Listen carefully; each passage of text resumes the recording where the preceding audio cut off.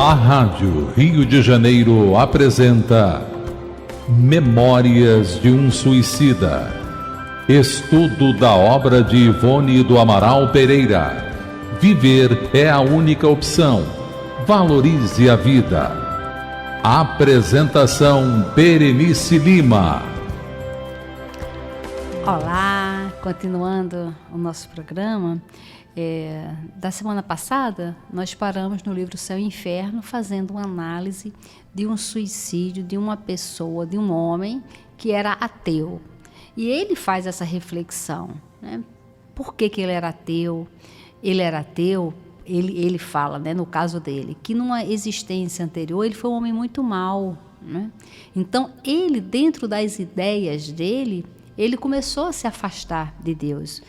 E o próprio orgulho, né, não queria admitir que existia, né, um Deus. E essas ideias do materialismo e de fatalismo, que muitas vezes a gente não aceita os nossos sofrimentos, as nossas provas, e aí se acha injustiçado, nós temos que estudar muito qual é a missão. Então, essas ideias, elas sufocam bastante, né? E a gente precisa saber quais são as ideias fortes, porque quando ele faz essa reflexão, isso causa para ele um tédio muito grande, dessa frieza da vida material, e ele vai e comete suicídio. Só que quando ele é chamado, ele é evocado aqui, ele está falando sobre essa experiência. E o que é mais legal fala o seguinte, olha, Kardec pergunta para ele, tendes algum recado para os vossos parentes? Porque foi um parente dele que pediu ao Kardec para fazer a evocação. E aí, olha o que ele fala, que orem por mim. Porque ele aprendeu agora, no momento da dor, o que é orar. E nós precisamos investir em oração, orar com as nossas crianças, orar com os idosos, orarmos sempre. Olha, nós nos reunimos para churrasco, para ir para o cinema, para ir para um barzinho, para ir para a praia, mas nós não temos o hábito de nos encontrarmos, de chamarmos as pessoas para a nossa casa para fazer um círculo de oração, um momento de oração. Então, por exemplo, às vezes eu convido alguns amigos para orar. Então, a gente pega um trecho do Evangelho e a gente lê aquele trecho, cada um fala o que entendeu daquele trecho, e é interessante porque às vezes são 4 casais e cada um enxerga de uma outra forma, cada um tem uma percepção, então enriquece. E às vezes, olha, nós ficamos 3 horas conversando ali, um assunto vai puxando o outro, e nós vimos que é possível sim ficar conversando 3, 4 horas em conversas edificantes. Não é ser fanático nem carola, mas é conversas edificantes, uma visão de mundo melhor. E aí a gente pega um texto do Evangelho e vamos ali lendo. Às vezes eu trago umas perguntas do Livro dos Espíritos pertinentes àquele texto, vamos nos desenvolvendo, surgem ideias fantásticas. E prece, tem uma amiga que toca piano, às vezes ela toca piano, músicas que enaltecem a alma. Então, esses momentos nós precisamos fazer em nosso lar, porque assim a gente faz um ambiente, né? E por que nesta hora fala, não, isso é coisa de fanático? Por quê? Por que pode um churrasco e não pode um momento de encontrar os amigos para orar, para fazer uma leitura de um texto e ali entendendo o texto? Nós usamos também muito, com outro grupo, aquele livro Jesus no Lar. Então, a gente escolhe uma história de Jesus no lar e depois vamos ali debatendo aquele assunto, trazendo aquelas reflexões. Olha, é maravilhoso. Primeiro que a gente aprende a conversar sem falar mal das pessoas. A gente aprende a conversar sem enxergar a negatividade. A gente aprende a conversar com a visão espiritual. A gente aprende a conversar elevando o pensamento, o padrão vibratório, os assuntos. A gente aprende a conversar assuntos dignos. Então, nós precisamos fazer esse treino. Isso é um treino para todos nós. E aí, o Kardec faz uma outra pergunta. Parece que na roda das vossas relações há quem partilhe das vossas opiniões. Quereis que lhes digamos alguma coisa do assunto? E ele diz, os desgraçados, assim possam eles crer em outra existência. Eis quanto lhes posso desejar. Se eles pudessem avaliar a minha triste posição, muito refletiriam. Porque o Kardec falou para ele, olha, muitas pessoas partilham da ideia do ateísmo, muitas pessoas se sentem entediadas e muitas pessoas pensam em suicídio. O que dizer para elas? E aí ele fala, olha, sofro muito. Então, esse livro Céu e Inferno, ele vem trazendo vários casos curtinhos para a gente poder compreender até esse momento que o Camilo está passando no livro Memórias de um Suicida. Veja que interessante que no livro Memórias de um Suicida, os 5 casos principais, eles têm muito em comum. Eram homens intelectuais da época, eram homens de condições financeiras elevadas, da sociedade, né? São todos eles egoístas, orgulhosos, o saber traz orgulho, né? Então são reunidos.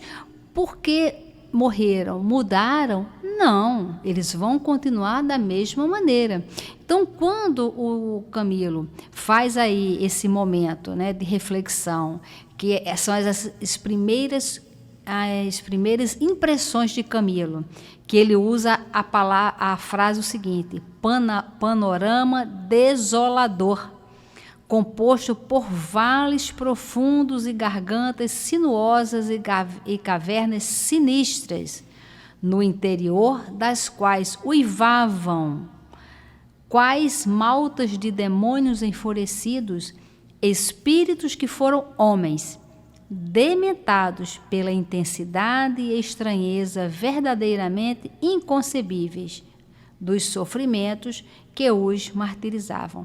Então, quando ele fala, nesse momento que ele está sofrendo, e tem um grupo de espíritos debochando dele, outro grupo de espíritos uivando de dor, né? E quando ele fala agora que, olha, tudo isso são espíritos que foram homens. Então, quando nós desencarnarmos, em que estado nós estaremos? A gente tem que refletir, para a gente construir esse nosso estado da alma, agora encarnado, que nós vamos dar continuidade a desencarnado. Então, a gente precisa se enxergar como esse espírito indestrutível. Nós precisamos querer ser diferente, falar de maneira, assuntos que toquem os nossos corações.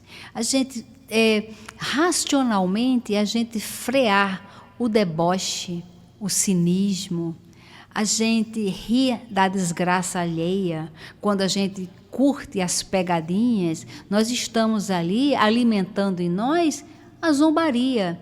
Então, o que ele está aqui dizendo, que eles em sofrimento e os espíritos zombando deles.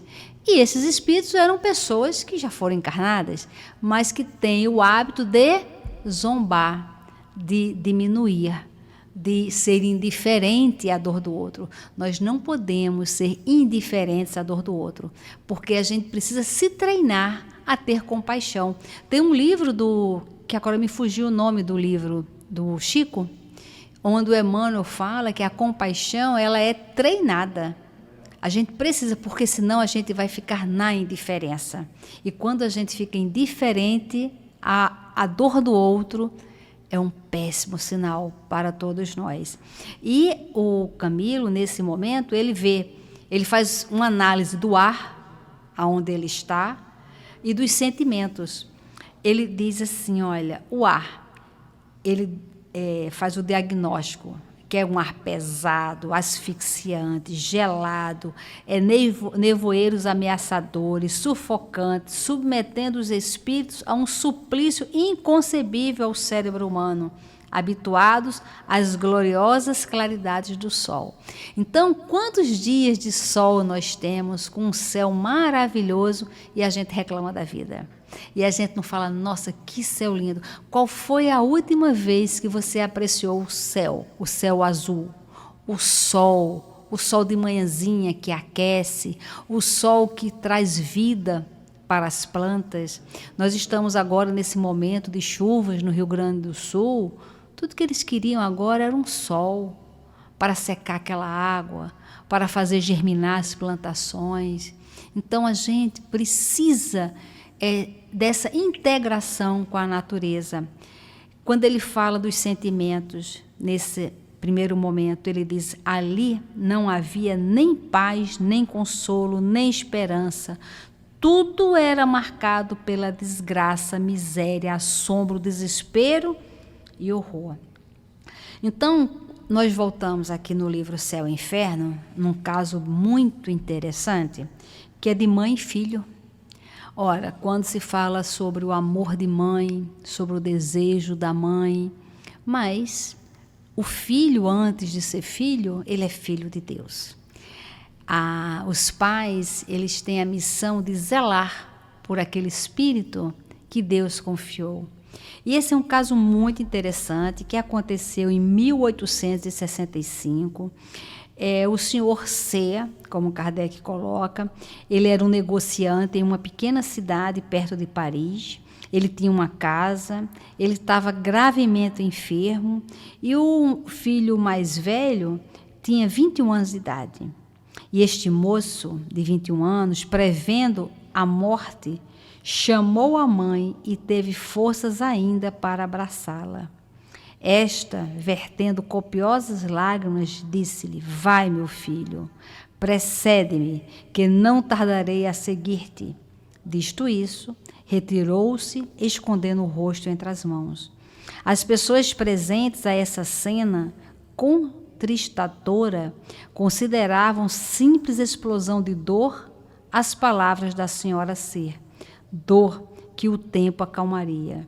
Morto ou doente, procuravam-na por toda a casa e foram encontrá-la enforcada no celeiro. O enterro da suicida foi juntamente feito com o do filho. Então, veja, é uma ideia perversa do materialismo, onde o negociante, o chefe da família, está doente, vai desencarnar, e ali aquela mulher incentiva aquele filho a cometer suicídio e fugir de uma pobreza que ela talvez estivesse vislumbrando, mas isso por conta das questões materiais. E teve a evocação deles, né, muitos dias depois. E aí a pergunta foi essa: sabeis do suicídio de vossa mãe, em consequência do desespero que lhe causou a vossa perda? E ele fala: sim. E, sem o pesar causado por essa fatal resolução da parte dela, julgar-me-ia completamente feliz.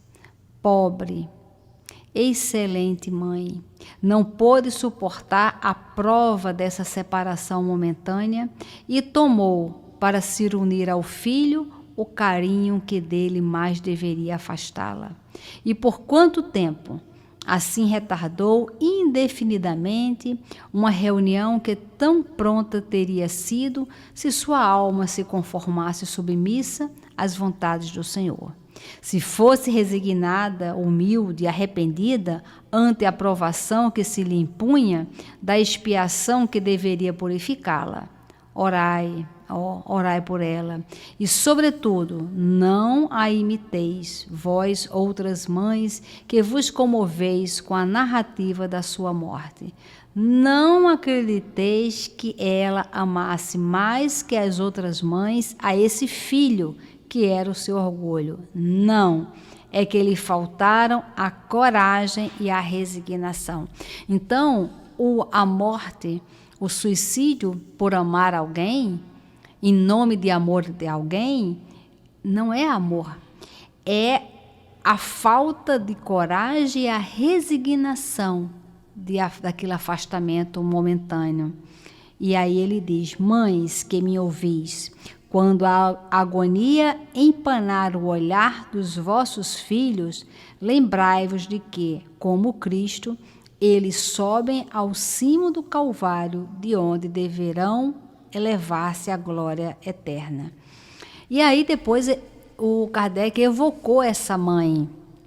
E aí ela vem dizendo: quero ver meu filho, tendes o poder de dar-mo? Cruéis, tomaram-mo para levá-lo à luz e a mim me deixaram em trevas. Quero porque me pertence. Nada vale então o amor materno? Pois que, tê-lo carregado no ventre por 9 meses, tê-lo amamentado, nutrido a carne da sua carne, sangue do meu sangue, guiado os seus primeiros passos, ensinado a balbuciar o sagrado nome de Deus e o doce nome de mãe, ter feito dele um homem cheio de atividade, de inteligência, de probidade, de amor filial, para perdê-lo quando realizava as esperanças concebidas a seu respeito, quando o brilhante futuro se lhe antolhava. Não, Deus não é justo, não é Deus das mães, não lhes compreende as dores e desesperos. E quando me dava a morte para me não separar de meu filho, eis que novamente me o roubaram. Meu filho, onde estarás? Então ela aparece nesse sofrimento, porque ela comete o suicídio para encontrar o filho que morreu e realmente ela não consegue. E ela está ainda se sentindo injustiçada, né? E aí o evocador fala: pobre mãe, compartilhamos da vossa dor. Buscastes, no entanto, um triste recurso para vos reunirdes ao vosso filho. O suicídio é um crime aos olhos de Deus e deveis saber que Deus pune toda infração das suas leis.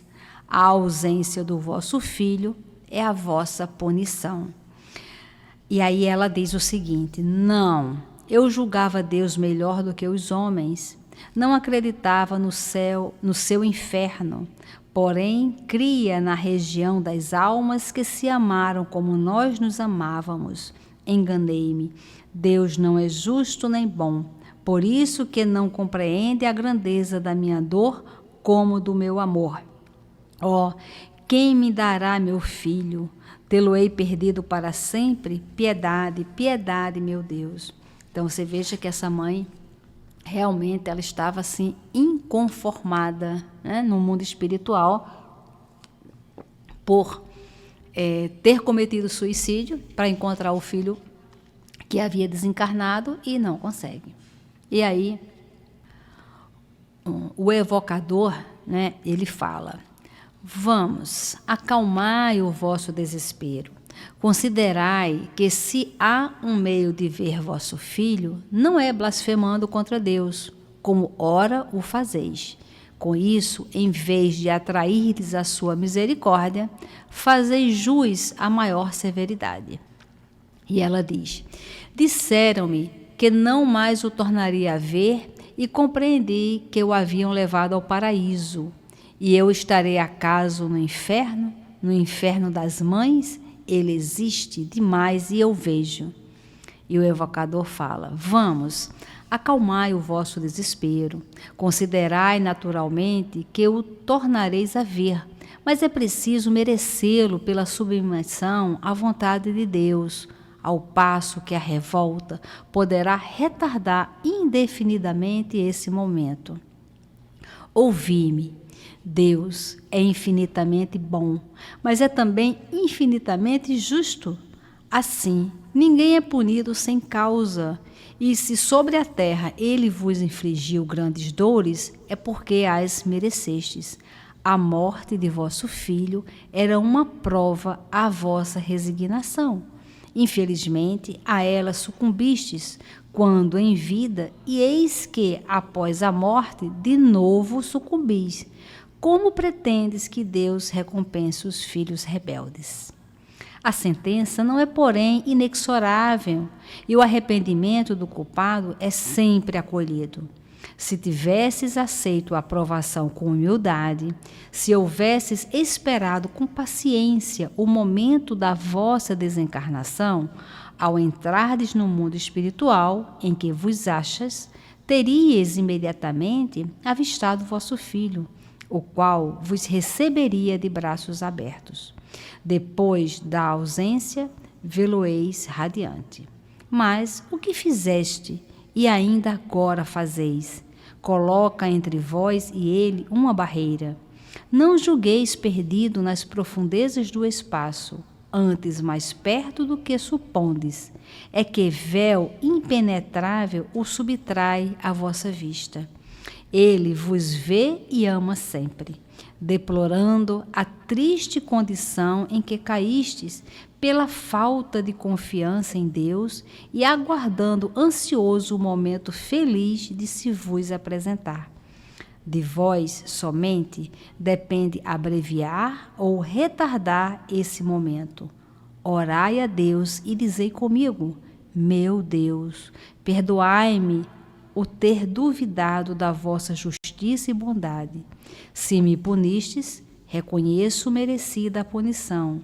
Dignai-vos aceitar meu arrependimento e submissão à vossa santa vontade. E aí ela diz: que luz de esperança capaz de fazer despontar em minha alma. É como relâmpago em a noite que me cerca. Obrigada, vou orar. Então, neste momento de dor, o evocador despertou nela a oração. Então, a oração, gente, é um instrumento de alívio que a gente não pode nem imaginar. É um instrumento de alívio, de orientação. Olha, quando quer pedir uma orientação, um conselho, ore, peça ajuda, seja em qualquer assunto, peça ajuda do seu amigo espiritual. Ele está disponível. E tem uma nota aqui nesse caso que fala: a morte, mesmo pelo suicídio, não produziu nesses espíritos a ilusão de se julgar ainda vivo. Ele apresenta-se consciente do seu estado. É que para outros o castigo consiste naquela ilusão pelos laços que os prende ao corpo. Essa mulher quis deixar a terra para seguir o filho na outra vida. Era, pois, necessário que soubesse aí estar realmente, na certeza da desencarnação, no conhecimento exato da sua situação. Assim é que cada falta é punida de acordo com as circunstâncias que a determinam e que não há punição uniformes para as faltas do mesmo gênero. E a gente aprende que cada caso é um caso. E a gente aprende que se a gente usar a inteligência emocional, a inteligência espiritual, a visão de futuro, se a gente se analisar, viver como espírito imortal, os sofrimentos acabarão. Por que acabarão? Porque nós vamos ter conhecimento, nós vamos saber sobre o alívio, nós vamos saber sobre as consequências, nós vamos saber sobre para onde nós vamos. E esse destino está em nós. Nós é que temos todo esse poder de decidir onde nós estaremos quando nós desencarnarmos. Então, estudar o livro Memórias de um Suicida, estudar o livro Céu e Inferno é para trazer para nós esse alívio. Se nós estivermos em sofrimento na Terra, nesse mundo material, olhamos para o mundo espiritual, que é lá que nós continuamos a viver. E muita paz. A Rádio Rio de Janeiro apresentou Memórias de um Suicida, estudo da obra de Ivone do Amaral Pereira. Viver é a única opção. Valorize a vida.